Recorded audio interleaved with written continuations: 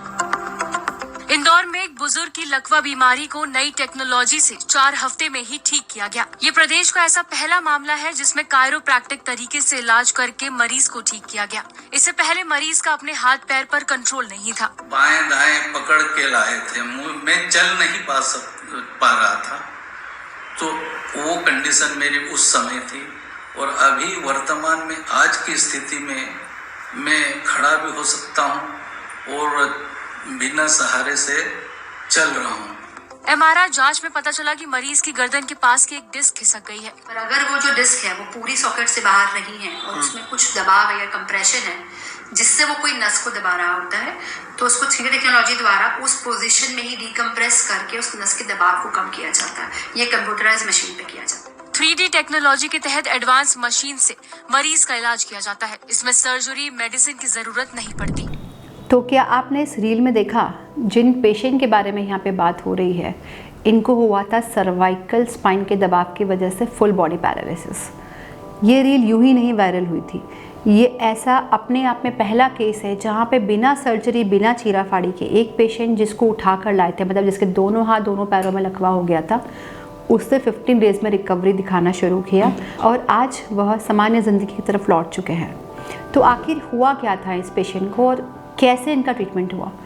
तो बैठक की जॉब होने की वजह से स्पाइनल कॉर्ड जो है इनकी वो दबाव में आने लगी और कुछ समय से इनको गर्दन के आसपास लक्षण और दर्द की शिकायत थी, बट धीरे धीरे बढ़ता हुआ ये तकलीफ़ उनको पता ही नहीं चला। एक दिन अचानक लकवे में तब्दील हो गया।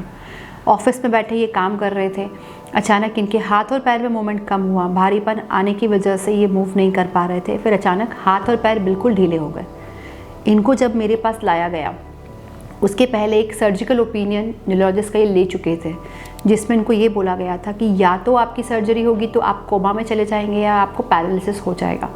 पेशेंट ने पैरालिसिस के डर से नहीं करवाई सर्जरी, पर पैरालिसिस तो ऑलरेडी हो चुका था। जब हमने इस केस को हाथ में लिया, ट्रस्ट मी, हमें भी नहीं पता था कि क्या इतना बड़ा इंजरी रिकवर हो सकता है बिना सर्जरी के, और ये मेरे लिए भी काफ़ी चैलेंजिंग केस था। पर भगवान की दया से इस केस में हमको पहले 3 दिन में ही गद्दी के दबाव को हटाने से नसों में बारीक बारीक होने वाले रिकवरी मशीन पे दिखने लगी थी। कंप्यूटराइज मशीन की ये खासियत होती है कि मान लीजिए वो लक्षण आपको बॉडी के अंदर नहीं दिख रहा है, पर आपको नर्व के अंदर या उस मसल्स की पावर के अंदर वो लक्षण दिखने लग जाता है। इसका मतलब ये है कि पेशेंट की रिकवरी को नापना काफ़ी ईजी हो जाता है और बार बार एमआरआई करवाने की ज़रूरत नहीं पड़ती है, क्योंकि एमआरआई एक काफ़ी महंगी जाँच है, प्लस साथ में रेडिएशन होता है, तो हम लोग उसको बार बार कराना अवॉइड करते हैं। पहले 3 दिन में जब हमको मशीन पे ये कंफर्मेशन हुआ कि ये पेशेंट रिकवर हम लोग कर सकते हैं, तो उसके बाद हमने अंकल को बेड रेस्ट पर डाला और 7 डेज़ के अंदर उनके हाथ और पैर में राइट तरफ पे हमने उनका रिकवरी स्टार्ट किया। रिकवरी स्टार्ट होने का ये मतलब था कि उनका खाना पीना अपने यहाँ से थोड़ा थोड़ा चालू हुआ, यूरिन का सेंसेशन उनको थोड़ा थोड़ा फील होने लग गया, पॉटी का सेंसेशन फील होने लग गया, क्योंकि वो पेशेंट को कुछ इसका आइडिया ही नहीं था कब यूरिन पास हो रही थी, कब बॉबल पास हो रहा था।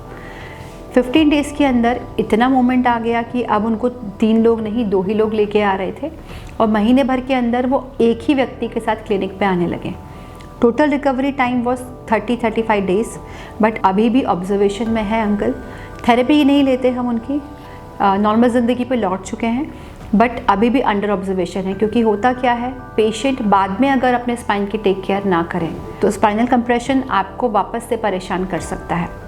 तो जैसा ये केस है, अगर आपको भी ऐसे कोई लक्षण हो रहे हैं या आपको भी स्पाइन के दबाव की वजह से पैरालिसिस, सेंसेशन की कमी, चलने में प्रॉब्लम, हाथ में कमज़ोरी, हाथ की पकड़ का छूटना, यूरिन का सेंसेशन ना पता चलना, अगर आपको भी ये खतरनाक लक्षण हैं तो आज ही आप हमें संपर्क करें। क्या पता आने वाले समय में आपको भी लकवे के जो गंभीर लक्षण हैं वो आपको परेशान कर सकते हैं, और उसका पूर्ण रोकथाम श्री नमो वेलनेस पे हमारे पास अवेलेबल है। आप इसके लिए ऑनलाइन या ऑफलाइन दोनों तरह से हमें कांटेक्ट कर सकते हैं, और उसके लिए आप दिए हुए नंबर पर संपर्क करें। अगर आपको या आपके किसी दोस्त को, रिश्तेदार को ऐसी बीमारी हो गई है तो आप इस वीडियो को उन तक पहुंचा के उनकी बीमारी से रिकवरी में उनकी मदद करें। Thank you.